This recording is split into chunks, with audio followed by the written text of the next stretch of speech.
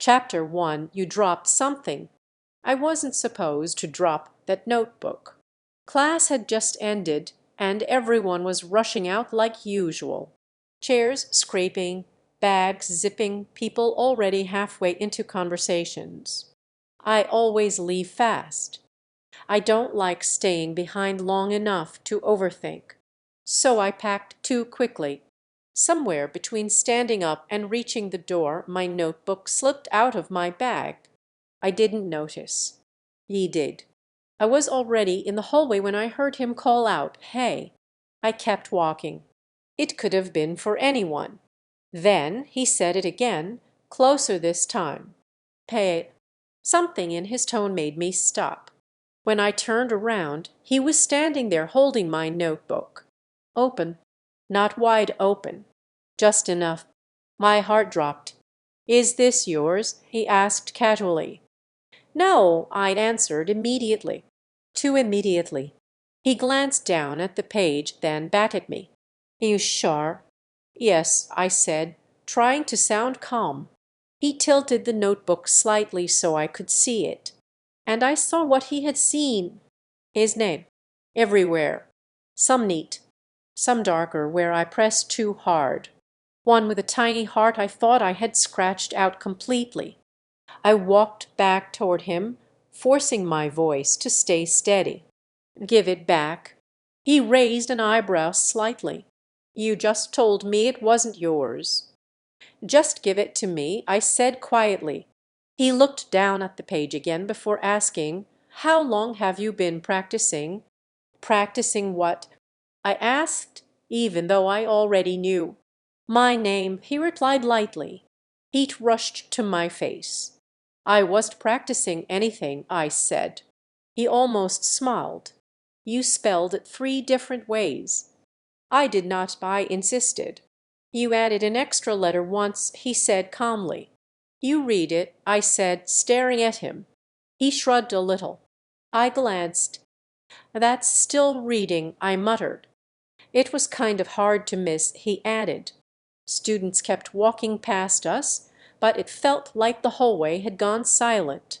"Are you going to laugh?" I asked quietly. That made him pause. He looked at me properly then, and whatever teasing had been in his voice faded. "If I laugh," he said softly, "you'll never look at me again." That caught me off guard. "What?" I asked. "You look like you're deciding whether to disappear," he explained. "I might," I admitted under my breath. That almost made him smile again, but he held it back. Instead, he closed the notebook slowly. "I'm not going to show anyone," he said. "You already saw it," I replied. He shook his head slightly. "That's different." "How?" I asked. "Because I won't turn it into a story," he said gently. I swallowed. "You think I'm weird," I said. He studied my face for a moment before answering. "I think you think too much." "That doesn't help," I told him. "It's not supposed to," he replied, but there was no edge to it. Then he hesitated. "You wrote something under it." My stomach dropped again. "What?" I asked, even though I knew exactly what he meant. He didn't repeat it. He didn't have to. He had seen the line. "He'll never notice you." "You read that?" I whispered. "I saw it," he corrected quietly. "That's worse," I said. He didn't argue. I stepped forward and grabbed the notebook from him. This time he let go immediately. "Don't tell anyone," I said firmly. "I won't," he answered. "Promise." I pressed. "I promise," he said without hesitation. I searched his face for sarcasm, for amusement, for anything cruel. There was nothing like that there. He slipped his hands into his pockets before asking, "Why'd you write it?" "That's none of your business," I replied. He nodded once. "Fair." He didn't tease again. He didn't push. And somehow that made everything feel heavier. I turned to leave, but something stopped me. I looked back at him. "Why didn't you laugh?" I asked. He tilted his head slightly. Did it look funny? No, I said. Then why would I? He asked simply. I didn't have an answer for that. He stepped back, giving me space. I'll see you tomorrow. Like this was normal. Like my humiliation hadn't just been exposed in ink. I nodded once and walked away before I could embarrass myself further. But I felt it.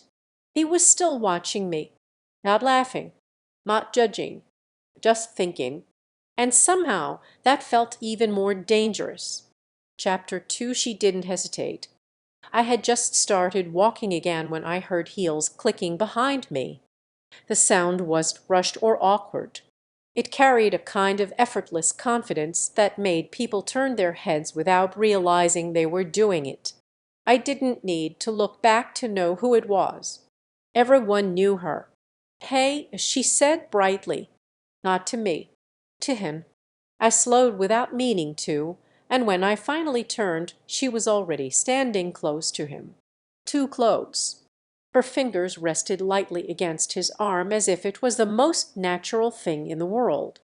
"I've been looking for you," she told him, smiling easily. He looked slightly surprised. "For me?" "Yes, for you," she said with a small laugh. "Who else would I be chasing?" Her eyes flicked toward me for a brief second before returning to him. "Am I interrupting something?" The way she asked made it clear she didn't believe she was. "No," he answered calmly.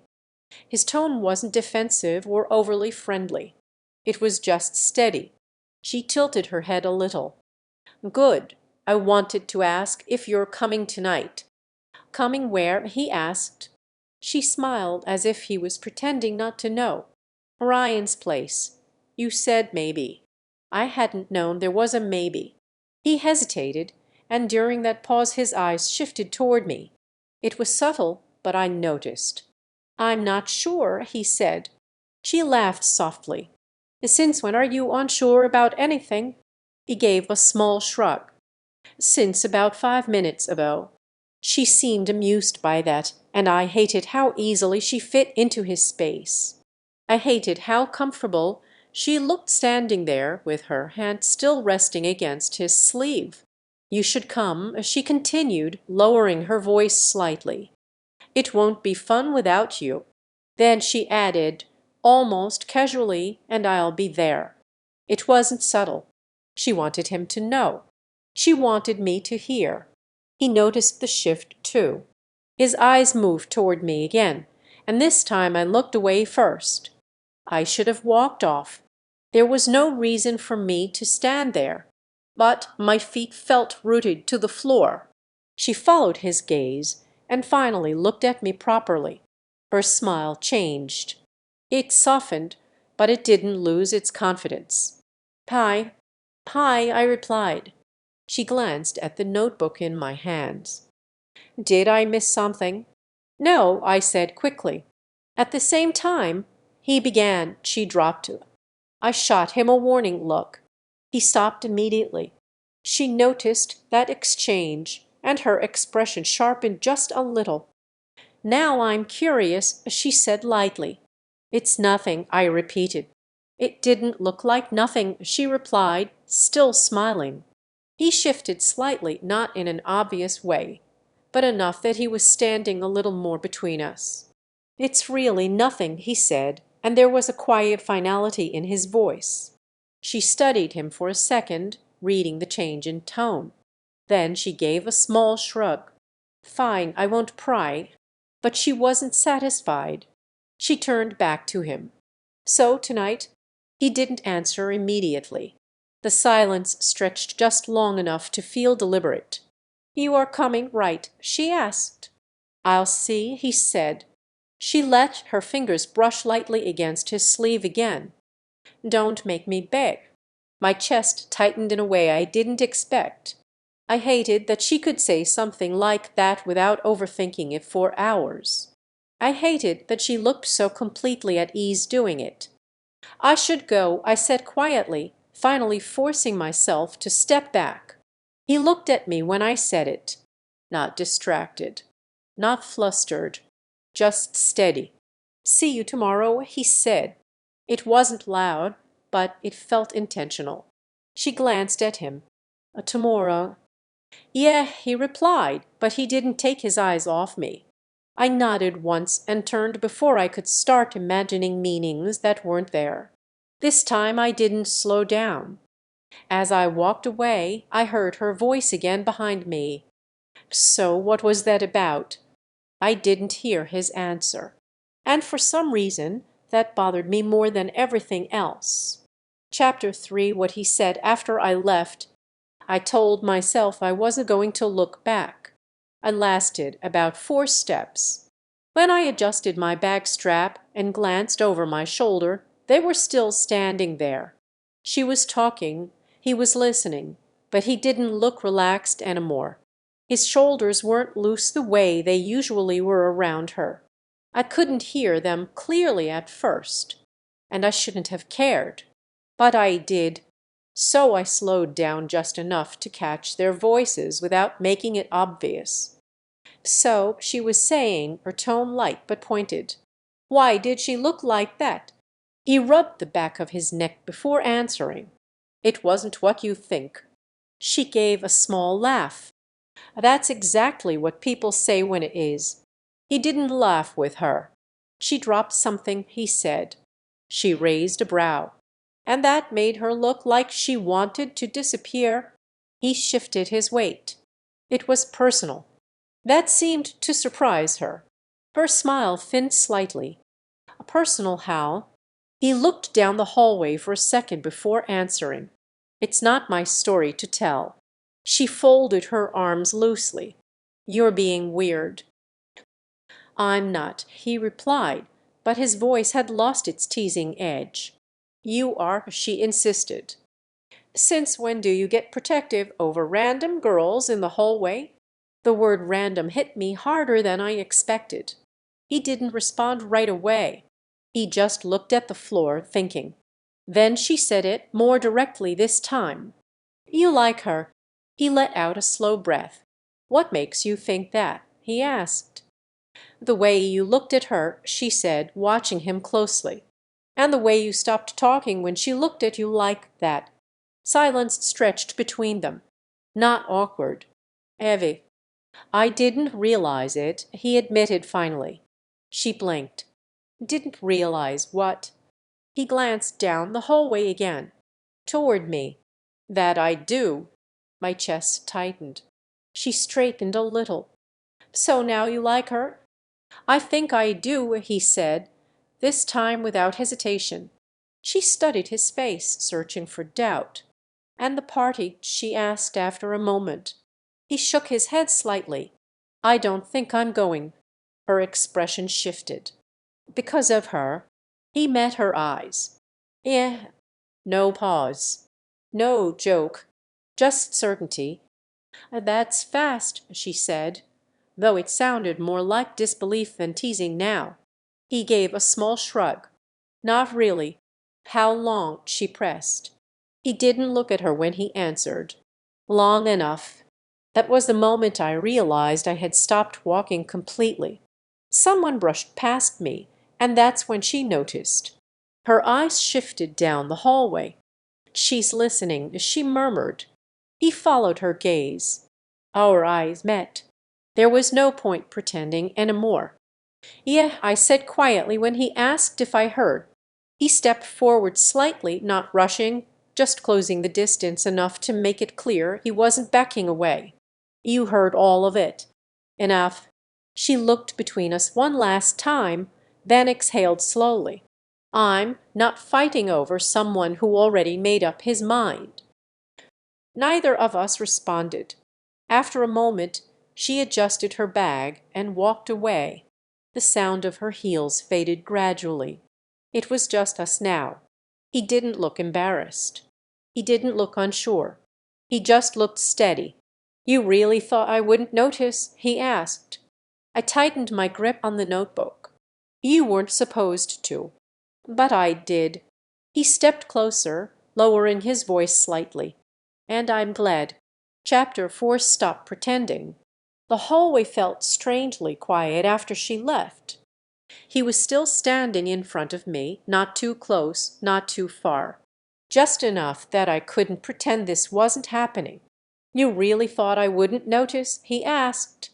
I looked down at the notebook in my hands. "You weren't supposed to." "But I did." "That doesn't mean anything." He studied my face carefully. "It means you were thinking about me." I let out a nervous breath. Everyone thinks about people sometimes. 47 times?" he asked gently. I looked up sharply. "You counted again?" A faint smile tugged at the corner of his mouth. "I notice things." "That doesn't mean they matter." He stepped slightly closer, lowering his voice. "They matter if they are about me." My heart started racing again. "You don't get to say that," I told him. "Why not?" "Because it's embarrassing." "For you," he said quietly. "Not for me." I shook my head. "You don't understand." "Then explain it." I tightened my grip on the notebook. "There's nothing to explain." "There is," he said. "You wrote that I'd never notice you." I swallowed. "That wasn't for you to see." "But it's true, isn't it?" he pressed. "No." He waited. I looked away. "Yes," I admitted finally. The word came out small. He didn't react dramatically. He didn't tease. He just asked, "Why?" I laughed softly, but there was no humor in it. "Because you're you." "That's not an answer." "It is." He tilted his head slightly. "Explain." "You talk to everyone," I said. "You're comfortable with everyone. You fit anywhere." And I don't." He stepped closer again, slowly this time. "You think I only notice loud people. I think you don't notice quiet ones." "I noticed you." "When?" "A long time ago." I looked up at him. "When?" "The way you always leave first," he said. "The way you sit near the window but never look outside. The way you pretend you're not listening when someone says my name." I felt exposed in a completely different way now. "That doesn't mean you like me," I said. He held my gaze. "I didn't realize I did." My throat felt tight. "And now I do." It wasn't dramatic. It wasn't loud. It was certain. "You barely know me," I whispered. "I know you think too much." "That's not knowing someone." "I know you don't believe you're worth being noticed." I didn't have a response to that. "You wrote my name like you were trying to convince yourself not to," he continued. "That's not nothing." Silence settled between us again. This time it felt heavier. "I don't want to be a joke," I said finally. His expression softened. "You're not." "I don't want you to like me just because it's sudden." "It's not sudden." "It feels sudden." "That's because you didn't know," he said. I looked down again, struggling to steady my breathing. "You're still trying to pretend it doesn't matter," he added quietly. "It doesn't." He stepped closer. "Look at me," he said. I hesitated. Then I did. "It matters," he said. And for the first time, I didn't immediately try to deny it. Chapter 5, where you can't pretend. For a few seconds after he told me to stop pretending, neither of us moved. The hallway felt smaller than it had a minute ago. "I need air," I said quietly. He didn't question it. He just nodded and walked beside me as we headed toward the glass doors at the end of the corridor. Our footsteps echoed softly against the polished floor, and neither of us rushed. It didn't feel awkward. It felt heavy, like something important was waiting outside. He pushed the door open and cool air rushed in. The sky was turning gold. Late afternoon light stretched across the campus lawn, soft and warm, making everything look calmer than I felt. We stopped a few steps away from the entrance. For a moment we just stood there. "You said you were trying to convince yourself to stop," he reminded me gently. I nodded. staring at the edge of the notebook in my hands. "Why, because liking you felt unrealistic." The words stayed in my head for a second before I let them out. "Because it's easier to stop before it becomes embarrassing," I admitted. He studied me carefully. "You think I'd embarrass you?" "No," I said, shaking my head. "I think I'd embarrass myself." A small smile touched his face, but there was nothing teasing about it. "You did," he said. "You were honest." I let out a slow breath. "You weren't supposed to see that page." "I know," he replied. "But I'm glad I did."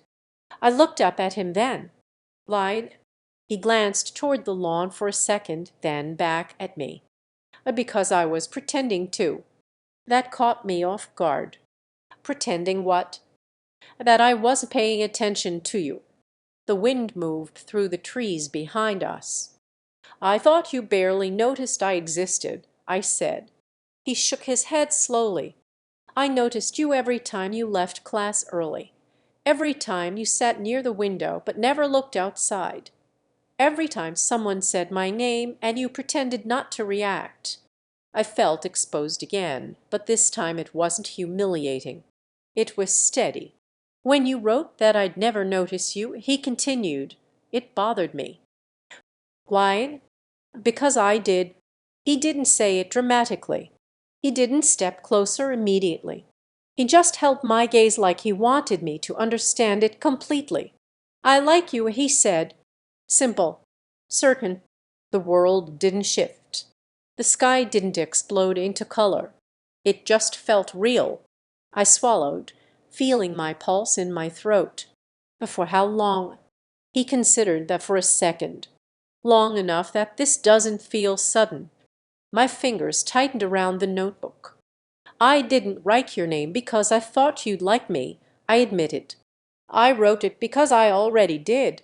Something softened in his expression. "Good," he murmured. I almost smiled. "That's your reaction?" "It's a good one," he said quietly. Because I was about to say it again. The tension that had been sitting in my chest all afternoon finally loosened. "I like you," I said properly this time, not looking away. The sun dipped lower, casting warm light across his face. He stepped closer then, slowly, giving me time to move if I wanted to. I didn't. "You're not invisible," he said softly. The words didn't sting anymore. They felt like something else entirely. He reached for the notebook in my hands, gently pulling it free. I let him.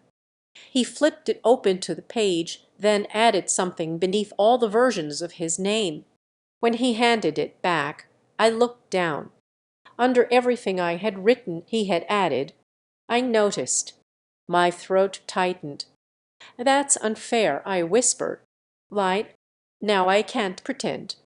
He smiled faintly, then stepped even closer, his hand brushing lightly against my waist, as if he was asking permission without saying it out loud. "You don't have to," he said. The sun slipped lower behind him, painting the sky in soft gold and orange. For a second neither of us spoke. Then he leaned in, slow enough that I could stop him, gentle enough that I didn't want to. When his lips touched mine, it wasn't dramatic or rushed. It was warm and certain, like everything that had been building all afternoon finally settling into place. The breeze moved around us. The campus felt distant. And this time, when I closed my eyes, it wasn't because I wanted to disappear. It was because I didn't need to anymore.